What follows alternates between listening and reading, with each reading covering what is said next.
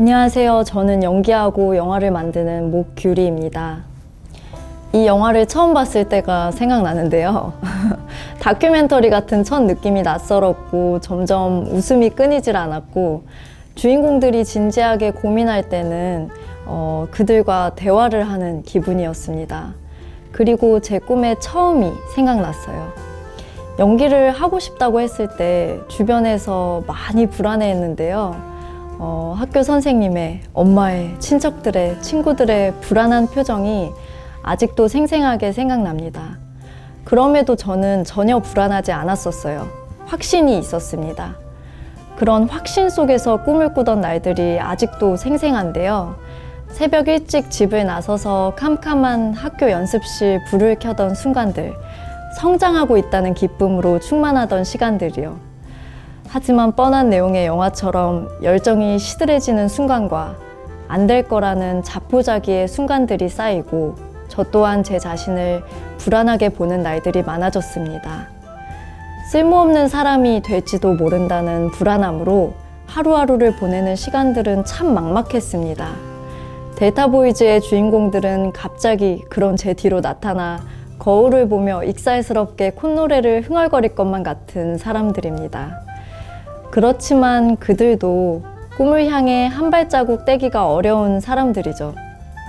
4명의 주인공들은 생선 가게를 하고 꽈배기를 팔고 공장에서 일하고 아무 일이 없어 일을 찾아야 하고 이렇게 다른 4사람이 노래하고 싶다는 마음 하나로 모입니다. 영화 바깥의 저는 그 4사람이 한심하기도 하고 또 어떤 때는 걱정이 되기도 하지만 계속 모이고 옥탑에서 노래를 부르는 그들을 결국 열렬히 응원하게 됩니다. 이 영화는 자꾸만 심각해지는 저를, 인상 찌푸리는 저를 가볍게 만들어주는데요. 삶이 피로하거나 더 이상 무모하기가 주저될 때, 혹은 이미 너무 지쳤다고 생각될 때, 이 영화를 보며 힘 받으셨으면 좋겠습니다. 일이 너무 많아서 관계에 지쳐서 뜻대로 되지 않는 온갖 것들에 몸과 마음이 피로한 날 저는 혼자 있고 싶습니다. 감정이 어디로 튈지 두렵기 때문인데요. 가족에게 쉽게 짜증을 내고 가까운 사람의 이야기를 들어주는 게 고역이 되고 그렇게 짜증을 내고 듣지 못하는 마음을 들켜버리면 그 다음 순서로 스스로가 너무나 미워지기도 합니다.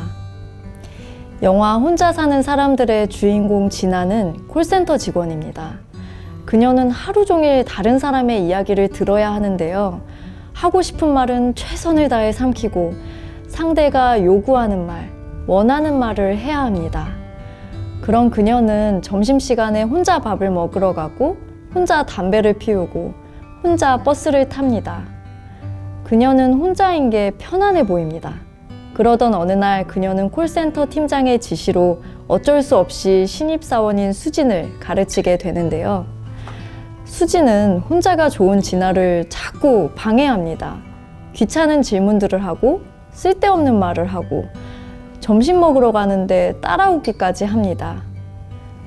그 불편함 속에 진아는 본인이 통제할 수 있다고 생각했던 상황과 감정들을 위협받게 되는데요. 하지만 그녀는 진짜로 혼자 살고 싶었던 것은 아닌 것 같아요. 저 또한 그렇습니다. 진아와 제가 타인을 핥히지 않으면서 거리를 두려면 어떻게 해야 할까요? 이 영화는 명쾌한 답을 내려주기보다는 방향을 틀고 한 걸음 내딛는 진아의 모습을 보여줍니다. 영화를 다 보고 나면 진아와 함께 한 발 뗀 기분을 느낄 수 있을 것입니다. 20살 때를 생각해보면 그때 저의 가장 큰 무지는 제가 어리다는 걸 몰랐다는 것이었습니다. 그 무렵 제 불안의 본질은 나만 이렇게 방황하고 두려움에 떨고 있는 것 같다는 것이었는데요. 왜냐면 다들 즐거운 대학생활, 힘찬 미래를 향해 나아가고 있는 것 같은데 어쩐지 저는 겉도는 느낌이었거든요. 막연히 꿈꿔왔던 20살의 꿈과 희망, 대학 생활의 즐거움은 신기루 같았고 비슷한 생활, 더 어려워진 관계들과 삶의 과제들만 펼쳐져 있는 것 같았습니다.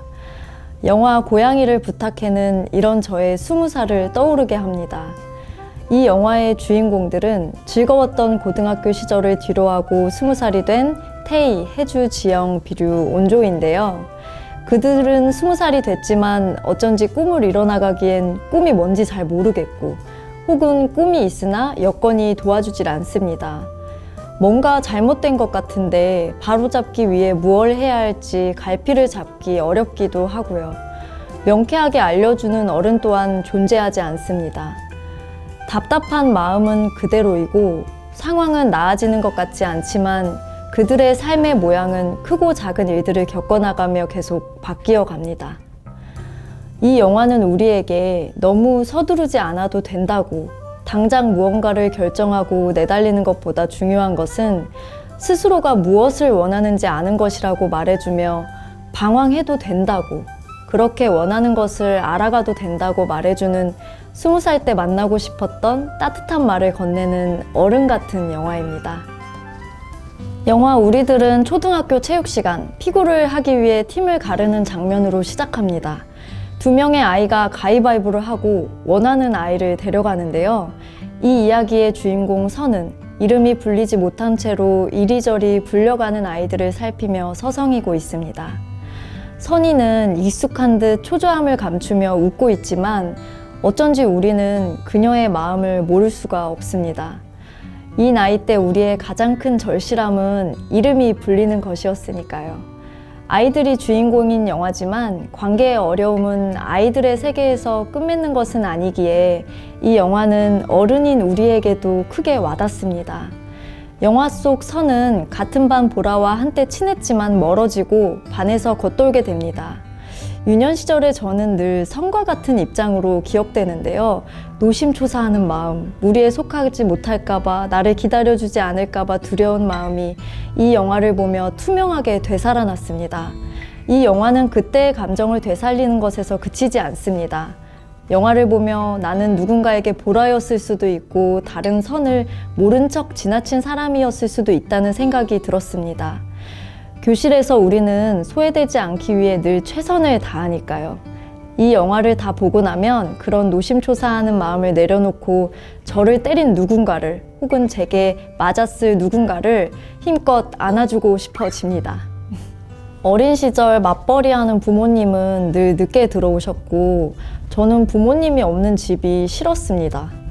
그래서 아이들이 몰려있는 놀이터에서 버티다가 저녁밥 먹으러 들어오라는 엄마들의 목소리에 심장이 덜컥 내려앉았고 아이들이 한두 명씩 사라지는 모습을 바라보다가 집에 터덜터덜 돌아오곤 했습니다. 영화 나만 없는 집의 주인공 세영 또한 유독 집에 혼자 있는 시간이 깁니다. 세영은 익숙한 듯 혼자 밥을 먹고 TV를 보는데요. 이런 세영이 간절히 바라는 하나는 바로 걸스카우트를 하는 것입니다. 세영이는 계속 졸라보지만 엄마에겐 그 마음을 세심하게 들여다볼 여유가 없습니다. 어느 날 세영은 언니의 걸스카우트 옷을 몰래 입고 갔다가 정해진 수순처럼 호되게 보복당하고 말죠. 그날 밤 세영은 엄마가 일하는 공장에 찾아가 눈물 짓습니다. 저는 세영이 비로소 엄마 앞에서 올 때 기뻤는데요. 운다는 것은 기대는 일이고 아이가 아이일 수 있는 순간인 것 같아요. 또한 그 순간 저도 세영이와 같이 울 수 있어서 좋았습니다. 세영의 엄마는 우는 세영을 가만 쓰다듬어 주는데요. 어쩌면 우리는 갖고 싶은 무언가를 가지는 것보다 누군가의 온기를 원하는 것 같습니다. 가지지 못해서 슬펐겠다고, 억울했겠다고 알아주는 마음 말이죠. 이 영화가 갖고 있는 힘은 아무도 알아주지 못했던 아이의 마음을 바라보는 세심한 시선에 있는 것 아닐까 싶습니다. 가만 바라봐주는 온전하고 다정한 시선이 각자의 유년 속 어느 외로웠던 순간을 어루만져주는 영화가 되어줄 것입니다. 이 5편의 영화를 추천드릴 수 있어서 저로서는 무척 영광이었고 기쁜 시간이었는데요. 이 영화가 여러분들에게는 또 어떤 모습으로 다가갈지 궁금합니다. 요즘 날씨가 많이 따뜻해졌는데요. 충무로 오재미동에서 이 5편의 영화를 만나보시기를 추천드립니다. 고맙습니다.